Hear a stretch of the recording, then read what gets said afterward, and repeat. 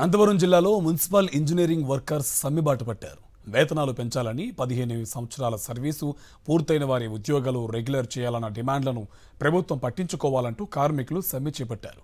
తమ సమస్యలను చంద్రబాబు సర్కారు పరిష్కరించేదాకా ఉద్యమం చేస్తామని మున్సిపల్ ఇంజనీరింగ్ వర్కర్ల సంఘం నేతలు స్పష్టం చేశారు.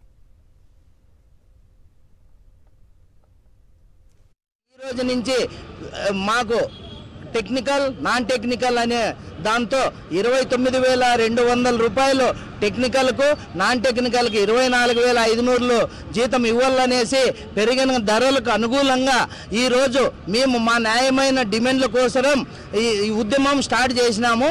కనుక ఈ ఉద్యమం ఇంతటితో ఆపుకోకుండా దశల వారీగా ఈ రోజు నుంచి మా సమస్యలు పైన గవర్నమెంట్ సమస్యలు తీర్చే వరకు ఉద్యమాన్ని ఆపబోమనేసి మాకు వండుకొని వచ్చే బెనిఫిట్స్ వస్తాయని చెప్పి ఎన్నోతో చూసాము. సమ్మర్ నోటీస్ ఇచ్చాము.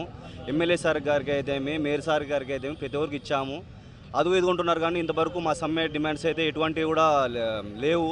ఎందుకంటే ఇప్పుడు కూడా దాదాపు అన్నా కూడా 20 చేసినారు, 30 చేసినారు, చాలా మంది చేసి రిటైర్డ్ అయిపోతున్నారు. కానీ ఇంతవరకు కూడా వాడికి అసలుకి ఎటువంటి బెనిఫిట్స్ కూడా లేవు. ఒక లెటర్ ఇస్తున్నారు, వెళ్ళిపోమంటున్నారు అంతే, అంతకుమించి ఏమీ లేదు.